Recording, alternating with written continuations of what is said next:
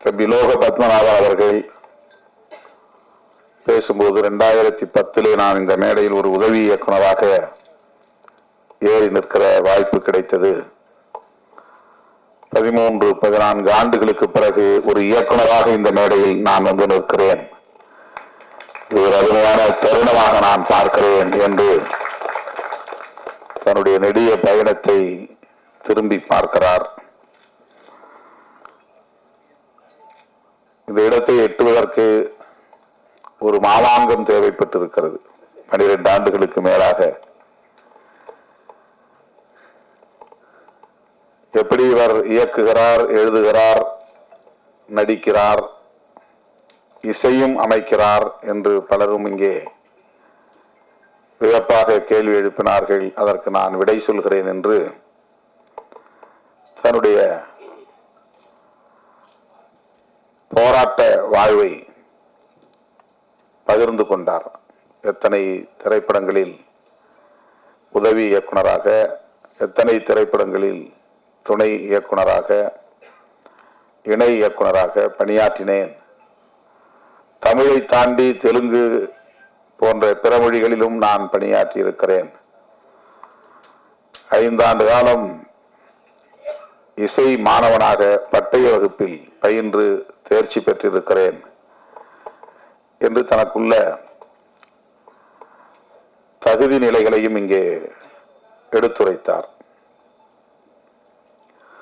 இத்தனை தகுதிகள் இருந்தும், ஆற்றல் இருந்தும், அனுபவம் பட்டறிவு இருந்தும் தான் எண்ணியதை எய்துவதற்கு, அடைவதற்கு இந்த களத்தில் எவ்வாறு போராட வேண்டி இருக்கிறது என்பதைத்தான் அவருடைய உரை நமக்கு உணர்த்தி இருக்கிறது. 13 ஆண்டுகளுக்கு பிறகு ஒரு இயக்குனராக இப்போது அவர் இந்த மேடையிலே நிற்கிறார். அவர் இயக்கிய, படைத்திருக்கிற அந்த திரைப்படத்தின் இசை தட்டினை வெளியிடுவதற்கான ஒரு வாய்ப்பை எனக்கு வழங்கி எனக்கு பெருமை சேர்த்திருக்கிறார். அதற்காக நான் அதற்கு முதலில் நன்றியை தெரிவித்துக் கொள்கிறேன். திரைப்படத்தை முழுமையாக பார்த்தால்தான் அதை பற்றி நாம் சொல்ல முடியும். ஆனாலும் அதன் கருப்பொருள் என்ன என்பதை நம்முடைய ஆர்.வி. உதயகுமார் அவர்களும் சரி, எனக்கு முன்னர் பேசிய அனைவரும் சரி கோடிட்டு காட்டியிருக்கிறார்கள், தொட்டு பேசியிருக்கிறார்கள். தமிழ்நாட்டில் காதல் என்பதும் ஒரு அரசியலுக்கான பேசுபடு பொருளாக மாறி இருக்கிறது. காதலை பற்றியும் பேசி அரசியல் ஆதாயம் தேட முடியும் என்பது தமிழக அரசியலில் தான் முதலாக நாம் பார்க்கிறோம். அரசியல் ஆதாயத்திற்கு காதலையும் பயன்படுத்துவது, அதையும் ஒரு மூலதனமாக மாற்றிக்கொள்வது. ஒருபடி அரசியல்வாதியை தாண்டி சினிமா துறையில் இருப்பவர்களும் கூட நாடக காதல் என்கிற பெயரிலே அதையும் அரசியலாக்கி அல்லது வணிகமாக்கி ஆதாயம் தேட பார்க்கிறார்கள். அவர்கள் அரசியல்வாதியிடமும் கெட்டிக்காரர்கள். அரசியல்வாதிகளையும் தூக்கி சாப்பிடக்கூடிய அளவுக்கு கெட்டிக்காரர்களாக இருக்கிறார்கள். என் பெயரை சொல்லியும் பிழைக்கிறார்கள். பிழைத்து விட்டு போகட்டும் என்று நான் அதை கண்டுகொள்ளவில்லை. எனக்கும் அதற்கும் அவர்கள் சொல்லுகிற பொருளுக்கும் சம்பந்தமே கிடையாது. என் பெயரை சொல்லி ஒரு படம் தயார் பண்ணி அதிலே வணிகம் செய்ய முடியும் என்கிற அளவுக்கு நான் ஒரு மூலதன பொருளாக இருக்கிறேன் அவர்களுக்கு என்று சில நேரங்களில் நான் தோழர்களோடு பகிர்ந்து கொள்வதுண்டு.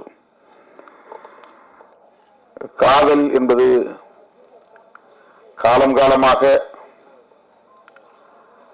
பேசப்பட்டு வருகிற ஒரு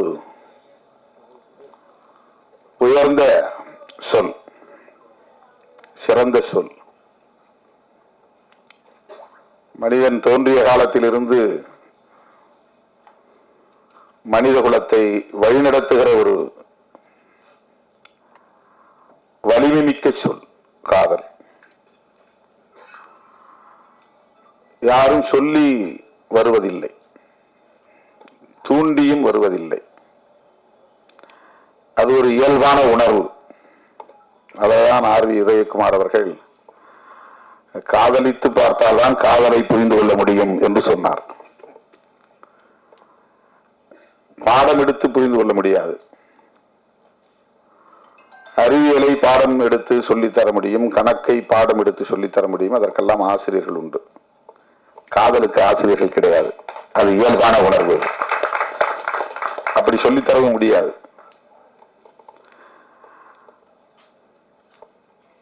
எல்லா உயிரினத்தும் இருக்கிறது, ஆண்கள் பெண் மனித குலத்தில் மட்டுமல்ல, உயிரினங்களுக்கு இருக்கிற ஒரு பொதுவான உணர்வு அது. அது உலகம் தழுவிய ஒரு பொது உணர்வு, எல்லா உயிரினத்துக்கும் பொதுவான உணர்வு அது. அது மனுஷனுக்கு மட்டும்தான் இருக்குங்கிறது கிடையாது. உயிரினமாக இருக்கக்கூடிய இரு பாலினத்துக்கு இடையில் அவரவர் அந்தந்த உயிரினங்களுக்கு ஏற்ப அது நிகழ்கிறது. நம்மால் உணர முடியாமல் இருக்கலாம். பறவைகளுக்கு இடையிலே நிகழ்கிறது, ஊர்வன இடையே நிகழ்கிறது, விலங்குகளிடையே நிகழ்கிறது. மனிதனால் அது உணர முடியாது. மனிதர்களுக்கிடையே இருக்கிறது. ஆனால் 100 விழுக்காடு ஒவ்வொருவரும் காதலித்துதான் திருமணம் செய்கிறார்களா என்றால் இல்லை.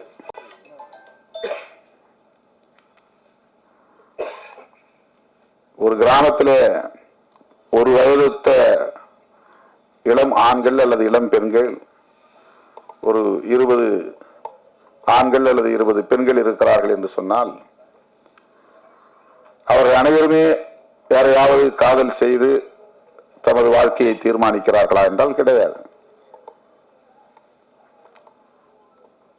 அங்கொன்றும் இங்கொன்றுமாகத்தான் அது நடக்கிறது. அதற்கான வாய்ப்பு உருவாகிறது. உணர்வு இருக்கும், அது கனியாது, மலராது, அந்த சூழல் உருவாகாது.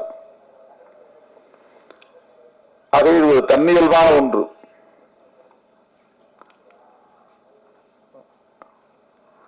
அதனை ஏதோ திட்டமிட்டு யாரோ சொல்லி டிஷர்ட் போட்டால், ஜீன்ஸ் போட்டால், கூலிங் கிளாஸ் போட்டால் பெண்கள் மயங்கி விடுவார்கள்.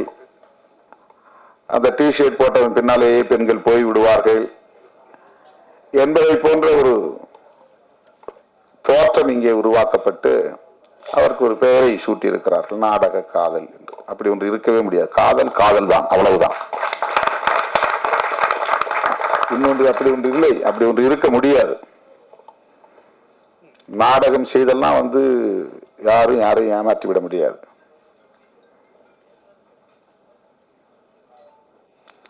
நாம் பெற்ற பிள்ளைகளையே நாம் குறைத்து மதிப்பிடுவதாக ஆகிவிடும்.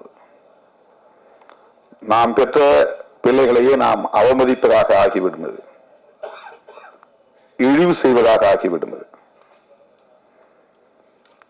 யாரையோ பழிப்பதற்காக, யாரையோ இழிவுபடுத்துவதற்காக நாம் பெற்ற பிள்ளைகளை நாம் கொச்சைப்படுத்தக்கூடாது.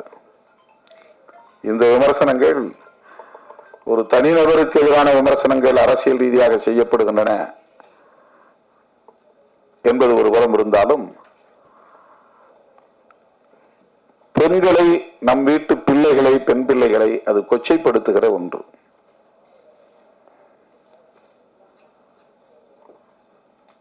அதை ஒருபோதும் நியாயப்படுத்த முடியாது. என்னிடத்திலே ஒரு பத்திரிகையாளர் கேட்டார், நான் திருப்பி கேட்டேன், திருமாவளவன் பிறப்பதற்கு முன்பு இந்த மண்ணில் காதல் இல்லையா? நான் வந்த பிறகுதான் இங்கே காதல் என்ற சொல் புழக்கத்தில் இருக்கிறதா? இது எவ்வளவு பெரிய அபாண்டம், எவ்வளவு பெரிய வீண் பழி. இதை சொல்லுகிறவர்கள் தங்கள் வீட்டில் உள்ள பிள்ளைகளையும் கவனத்திலே கொண்டு, கருத்திலே கொண்டு பேச வேண்டாமா என்ற ஒரு கேள்வியை எழுப்பினேன். அருமை தோழர்களே, காதல் என்பது இயல்பானது என்றால் இயற்கையானது என்று பொருள். இயல்பு என்றால் இயற்கை என்றுதான் பொருள். அது ஒரு இயற்கையான உணர்வு. அது வலிந்து உருவாக்க முடியாது. ஒருவர் சொல்லி இன்னொருவர் அதை செய்யவும் முடியாது. ஆகவே திரைப்படங்களாக இருந்தாலும் சரி, நாவல் எழுதுவதாக இருந்தாலும் சரி, எந்த படைப்பாக இருந்தாலும் சரி, தவறான ஒரு தோற்றத்தை உருவாக்கக்கூடாது. இதுதான் என்னுடைய கருத்து, என்னுடைய வேண்டுகோள். காதலுக்கு ஏன் எதிர்ப்பு வருகிறது? எல்லா நாடுகளிலும் இது போல காதலுக்கு எதிர்ப்பு உண்டா? கட்டாயமாக இருக்கும். காதலுக்கு எதிர்ப்பு கட்டாயமாக இருக்கும். அதனுடைய பரிமாணங்கள் நாட்டுக்கு நாடு வேறுபடுகிறது. இந்தியாவை பொறுத்தவரையில் ஏற்கனவே இங்கு நிறுவப்பட்டிருக்கிற ஒரு கருத்தியல் காதலை மறுக்கிறது. இனக்கலப்பு ஏற்பட்டுவிடக் கூடாது அல்லது சாதி கலப்பு ஏற்பட்டுவிடக் கூடாது என்பதுதான் அந்த கருத்தியல். சாதி தூய்மைவாதம் என்பதுதான் அந்த கருத்தியல். சாதி விட்டு சாதி திருமணம் செய்தால் ஒரு சாதிக்கான பாரம்பரியத்தில் களங்கம் ஏற்பட்டுவிடும். அந்த சாதி காப்பாற்றி வருகிற தூய்மை கலங்கப்பட்டுவிடும். எனவே திருமணத்தை சாதிக்குள்ளேயே பண்ண வேண்டும் என்பது இங்கே ஒரு கருத்தாக நிறுவப்பட்டிருக்கிறது. எஸ்டாபிளிஷ்ட் அகமண முறை, எண்டோகாமி. இது எஸ்சி எஸ்டி மக்களுக்கும் இதர மக்களுக்கும் இடையிலான பிரச்சனை கிடையாது. ஒவ்வொரு சாதிக்கும் இடையிலான பிரச்சனை இது. ஒவ்வொரு சாதிக்கும் இடையிலான பிரச்சனை இது. சாதியிலேயே உயர்ந்த சாதி என்று கருதப்படுகிற பிராமணர்கள் தனித்தனி சாதிகளாகத்தான் இருக்கிறார்கள். அங்கேயும் அகமண முறைதான் உண்டு, புறமண முறை கிடையாது. அங்கேயும் அகமண முறைதான். சாதி கலப்பு ஏற்படக்கூடாது என்பது அங்கேயும் இருக்கிறது. சாதி தூய்மைவாதம் அங்கேயும் இருக்கிறது. ஆகவே காதல், ஆர்.வி. உதயகுமார் அவர்கள் சொன்னதை போல, சாதி, மதம், மொழி, இனம் என்கிற வரையறைகளை தாண்டிய ஒன்று. அதை தடுப்பது இந்த கருத்தியல். சாதி விட்டு சாதியெல்லாம் காதலிக்க கூடாது, காதலித்தால் வெட்டுவோம். இது ஏன் நிகழ்கிறது? இனக்கலப்பு ஏற்படக்கூடாது, சாதி தூய்மை பாதுகாக்கப்பட வேண்டும். சாதி தூய்மை பாதுகாக்கப்பட வேண்டும் என்பதற்காக தண்டனை வழங்கப்பட்டது. அந்த தண்டனையை வரையறுத்த சட்டம் தான் மனுஸ்மிருதி. மனுஸ்மிருதி என்பது ஒரு சட்டம். அது ஒரு கோட் ஆஃப் மனு என்றுதான் அதற்கு பெயர். அதுதான் அந்த தண்டனையை தருகிறது. சாதி விட்டு சாதி திருமணம் பண்ணா அவங்கள அலோவ் பண்ணக்கூடாது, 2 பேரையும் ஒழிச்சணும். இல்லைன்னா சாதி கலப்பு ஏற்பட்டுரும். சாதி கலப்பு ஏற்படக்கூடாது என்பது ஒரு கருத்தியலாக இந்த மண்ணில் நிலைநிறுத்தப்பட்டிருக்கிறது. அந்த கருத்துதான் காதலுக்கு எதிர்ப்பாக நிற்கிறது. அதுதான் நாடக காதல் என்கிற புதிய சொல்லாடலை எல்லாம் கொண்டு வந்து நிறுத்துகிறது.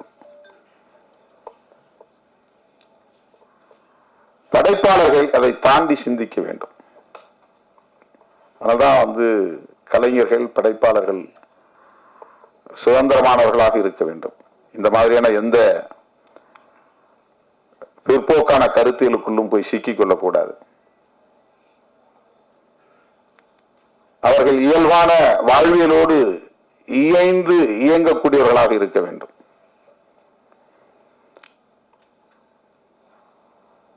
அந்த ஆளுமை உள்ளவர்களால் தான் சிறப்பான ஒரு படைப்பை தர முடியும். அதுல எந்த ஒரு கருத்தையும் ஏற்றக்கூடாது. என் கூட இருக்கிறதுனால நான் சொல்ற கருத்தை தான் சொல்லணும் அப்படின்னு ஒன்றும் கிடையாது. என் கூட இருக்கிற தோழர்கள், அவருக்கு ஒரு சுதந்திரம் இருக்கு. இப்ப அறம் படத்தினுடைய இயக்குனர் கோபி என்னோடு இணைந்து அரசியல் களத்திலும் பணியாற்றுகிறார். ஆனா அந்த சாயல் இருக்காது அவருடைய படைப்புல. அதுதான் அவருக்குள்ள ஆளுமை, அதுதான் அவருக்குள்ள சுதந்திரம்.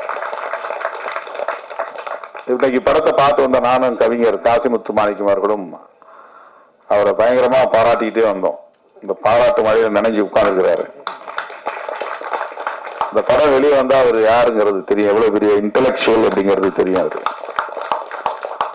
படம்னா குத்துப்பாட்டு இருக்கணும், படம்னா காதல் காட்சி இருக்கணும், படம்னா சண்டை இருக்கணும், படம்னா வன்முறை இருக்கணும், படம்னா ஒரு வணிக நோக்கம் இருக்கணும் அப்படிங்கறதெல்லாம் உடைச்சிருக்கிறார் அவர்.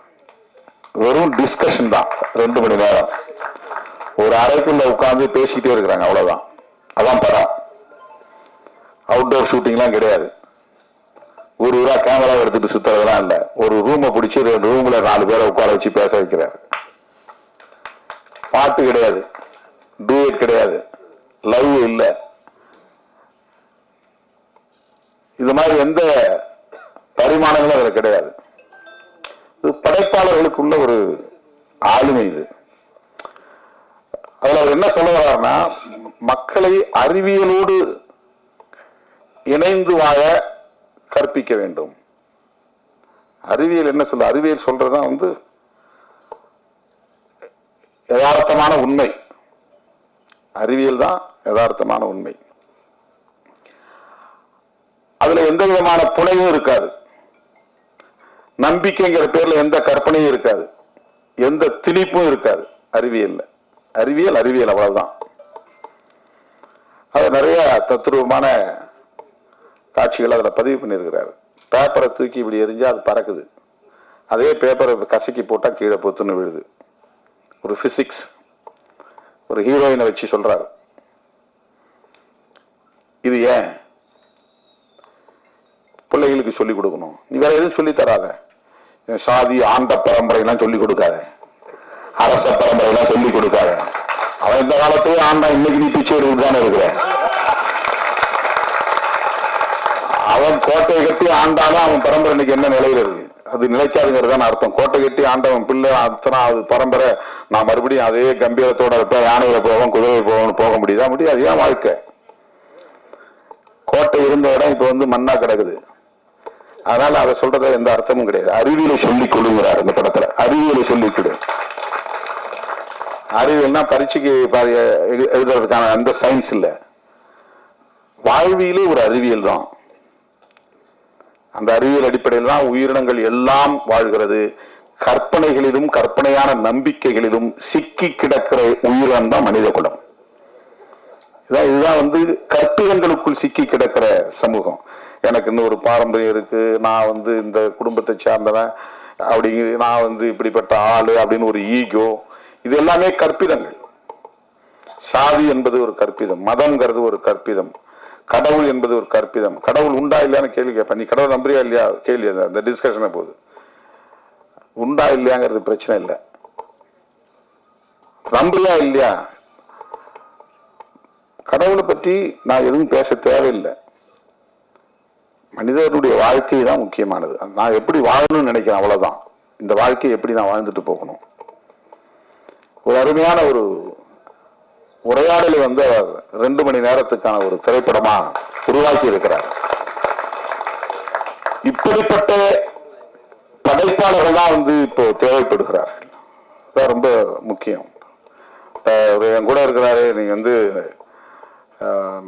நான் பேச அரசியல்லாம் நீங்க அதை பேசக்கூடாதா, அந்த வசனங்கள்லாம் அதை வைக்கக்கூடாதா, என்ன அந்த சாயல் இல்லை அப்படின்னு நான் அவரை தூண்ட முடியாது. அப்படி கருத்தை திணிக்கவும் கூடாது. அது வேறு. அவரு 24 மணி நேரம் அரசியல் பண்றாரு, ஆனா படத்துல அது அந்த சாயல் இருக்காரு. இந்த சாயல் இல்லை. அரண் ஒரு படம் நீங்க பார்த்தா தெரியும். இப்போ கற்பிதங்களுக்குள்ளே சிக்கி கிடக்கிற மானுடத்தை மீட்பது என்பதுதான் படைப்பாளர்களின் போராட்டமாக இருக்க வேண்டும். கற்பிதங்களுக்குள் சிக்கி கிடக்கிற மானுடத்தை மீட்பதுதான் படைப்பாளர்களின் ஆளுமையாக இருக்க வேண்டும். அதுதான் ரொம்ப முக்கியமானது. ஆணவ கொலை என்பது ஒரு கற்பிதம். அது என்னன்னா, அவனுக்கு பெற்ற பிள்ளையை விட 10 மாசம் சுமந்த பிள்ளை அவனுடைய வாழ்க்கையை விட நான் என் சாதி கௌரவம் தான் முக்கியம். இந்த வசனத்தை செம்பியன் மாதிரி வருது, எனக்கு சாதியும் கௌரவம் தான் முக்கியம் அப்படின்னு விட்டோம். இந்த சாதியும் கௌரவமும் தான் எனக்கு முக்கியம். என்ன கௌரவம்? சாதி அடிப்படையிலான கௌரவம். கௌரவம் கல்வி அடிப்படையிலான கௌரவம் அல்ல, அறிவு அடிப்படையிலான கௌரவம் அல்ல, ஆற்றல் அடிப்படையிலான கௌரவம் அல்ல, சாதி அடிப்படையிலான கௌரவம். செம்பியன் மாதவி படத்துல லோக பத்மநாபன் எழுதிய வசனத்துல வில்லனா நடிக்கிறவர் சொல்றார், எனக்கு சாதியும் கௌரவம் தான் முக்கியம் அப்படின்னு அப்படியே அருவாளை வச்சு ஹீரோவை வெட்டுறார். இது தமிழ்நாட்டில் மட்டுமல்ல, இந்தியா முழுவதும் உள்ளது. இது கற்பிதம். இது வந்து வரட்டு கௌரவம். நாம அந்த கௌரவ கொலைன்னு சொல்லுவாங்க, நான் வரட்டு கௌரவ கொலைன்னு சொல்லுவோம். இப்ப ஆணவ கொலைன்னு நம்ம பதிவு பண்றோம். அது வந்து ஒரு ஃபால்ஸ் பிரஸ்டீஜ். இது பிரஸ்டீஜுங்கிறது எது? நமக்குரிய மரியாதை என்பது என்ன? தன்மானம் தான் உண்மையான கௌரவம். என்னுடைய தன்மானம் தான் முக்கியமானது. ஒரு டிக்னிட்டின்னு சொல்றோம்ல, அந்த டிக்னிட்டி தான் முக்கியமானது. அதை எப்போது பெற முடியும்னா, ஒரு தெளிவு வாழ்க்கையை பற்றிய, மனித குலத்தை பற்றிய, அறிவியலை பற்றிய தெளிவு வருகிற போதுதான் அது நமக்கு புலப்படும்.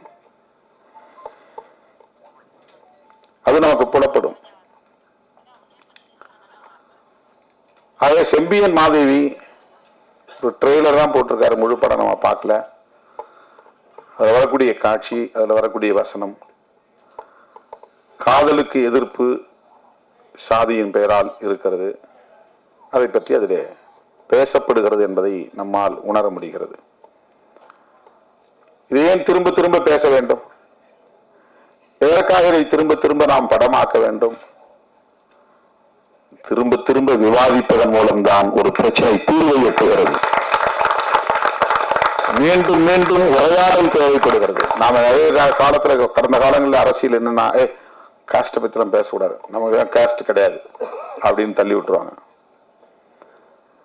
சாதி பிரச்சனை பத்தி பேசக்கூடாது, நம்ம இடத்துல சாதி பிரச்சனை இல்லை, ஆனா இருக்கு, உண்மையில் இருக்கு.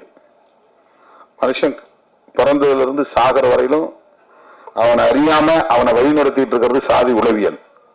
இந்திய மண்ணை பொறுத்தவரையில அவன் உடுத்துறதிலிருந்து, உண்ணுவதிலிருந்து, உறங்குகிற வரையில் அவனை அறியாமல் அவனை வழிநடத்துவது சாதி உளவியல்.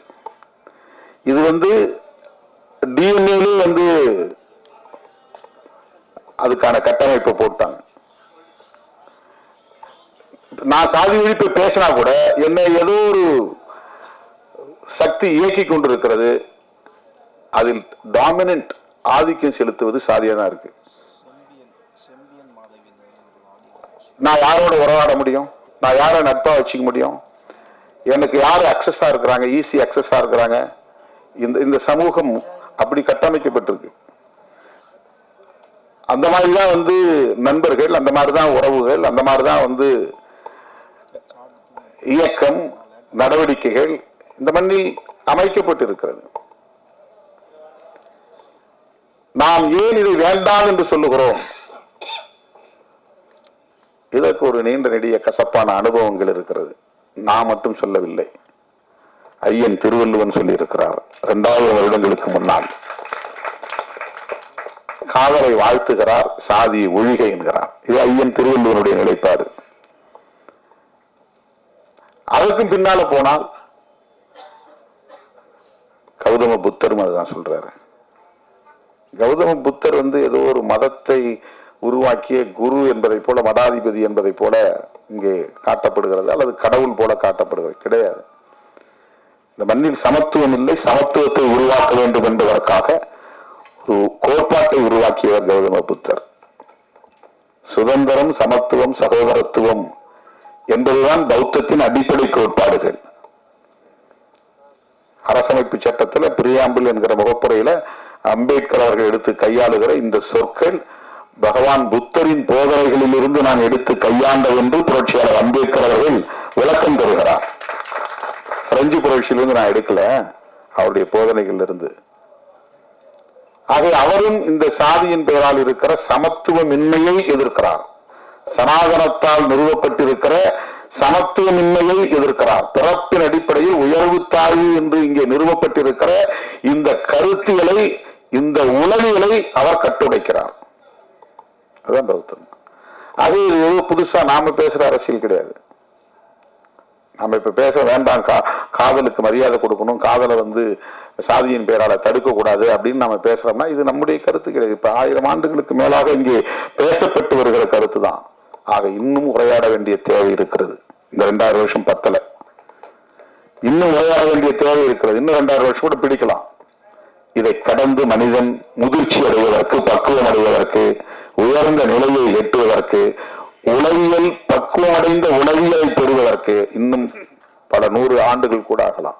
நாம் எந்த அளவுக்கு இந்த உரையாடலை இன்னும் கூர்த்திட்டுகிறோமோ ஜனநாயக பூர்வமாக, இது சரி, இது தவறு, இது வேண்டும், இது வேண்டாம், இது நியாயம், இது அநியாயம் என்கிற அடிப்படையிலே இந்த உரையாடல்களை நாம் கூர்த்திட்ட அது விரைவாக ஒரு பக்குவமடைந்த நிலையை எட்டும். ஆகவே செம்பியன் மாதேவி போன்ற திரைப்படங்கள் இன்னும் இங்கே தேவைப்படுகிறது. ஆணவ கொலைகள் குறித்த விவாதங்களை இன்னும் கூர்த்திட்ட வேண்டிய தேவை இருக்கிறது. இது மோதலுக்காக அல்ல, தீர்வுக்காக. இது வன்முறையை தூண்டுவதற்காக அல்ல, ஒரு நல்ல வாழ்வியலை கட்டமைப்பதற்காக. உரையாடல் நிகழ்த்தாத எந்த பிரச்சனையும் தீர்வை தராது. புருஷன் பொண்டாட்டிக்கு இடையில பிரச்சனை இருந்தா கூட மூஞ்சி மூடிச்சிட கூடாது, பேசணும். திரும்பி கூடாது, பேசணும். என்ன அதுக்குன்னு நேரத்தை ஒதுக்கி வச்சு பேசணும். அப்பதான் அதுக்கு தீர்வு கிடைக்கும். பேசாத எந்த பிரச்சனைக்கும் தீர்வு இல்லை. உரையாடல் இல்லாத எந்த சிக்கலுக்கும் தீர்வு கிடையாது. ஆகவே போன்ற படைப்புகள் எல்லாம் உரையாடல்களுக்கான படைப்புகள். தீர்வை நோக்குகிற, தீர்வை நோக்கி பயணிக்கிற உரையாடல்களை உருவாக்குவதற்கான படைப்புகள். அந்த களத்தை தேர்வு செய்து லோக பத்மநாபன் அவர்கள் துணிந்து அந்த கருப்பொருளை எடுத்து கையாண்டு இருக்கிறார். அதை இன்றைக்கு ஒரு படைப்பாக நம்ம இடத்திலே தமிழ் சமூகம் உணர வேண்டும் என்கிற வகையில் சமர்ப்பிக்கிறார் என்பது பாராட்டுதலுக்குரியது. அவருடைய முதல் படம், அவருடைய இயக்கத்தில் வெளிவருகிற முதல் படம் மாபெரும் வெற்றியை பெற வேண்டும். அவர் மிகச்சிறந்த இயக்குனர் என்கிற நிலையை எட்ட வேண்டும். இந்த வணிகமயமான கதை பின்னலுக்குள்ளே போய் சிக்கிக் கொள்ளாமல் ஒரு படம் எடுத்தால் கூட, அவர் ஒரு 7-8 வருஷத்துக்கு முன்னால் எடுத்தார். ஆனா அறம் இன்னைக்கும் பேசப்படுகிறது. ஒரே ஒரு படம் தான், ஒரே ஒரு சின்ன கருப்பொருள் தான். ஒரு படம் எடுத்தால் கூட, அதுக்கப்புறம் படம் கூட தேவையில்லை. ஆனால் அதிலே மனித குலத்துக்கு நாம் என்ன சொல்லுகிறோம், எப்படி அவர்களுக்கான வழிகாட்டுதலை தருகிறோம், அதை எப்படி உரையாடலுக்கு உட்படுத்துகிறோம், அதுதான் ரொம்ப முக்கியம். இந்த படம் வந்தவொடனே ஒரு 10 நாள் பேசுபடு பொருளா மாறும், கோடி கோடியா பணம் கொட்டும், அதுல பெரிய பயனடைவாங்க. அதுக்கப்புறம் அது போய் இங்கே ஒரு வாரத்தில் கிடக்கும். அதுக்கப்புறம் அது யாரும் பேச முடியாது. அப்படி படைப்புகள் அப்படி இருக்கக்கூடாது. ஆகவே செம்பியன் மாதேவி படத்தை எழுதி இயக்கியிருக்கிற, இசையமைத்திருக்கிற லோக பத்மநாபன் அவர்கள் ஒரு முற்போக்கான சிந்தனையுள்ள, சமூக மாற்றத்தை விரும்புகிற, இயல்பான இயற்கையான வாழ்வியலை மனித குலத்துக்கு எடுத்துரைக்கிற ஆற்றல் வாய்ந்த ஒரு படைப்பாளராக பரிணமிக்க வேண்டும். இன்னும் அவருடைய புகழ் ஓங்க வேண்டும் என்று சொல்லி இந்த வாய்ப்புக்கு நன்றி கூறி முடிக்கிறேன். நன்றி, வணக்கம்.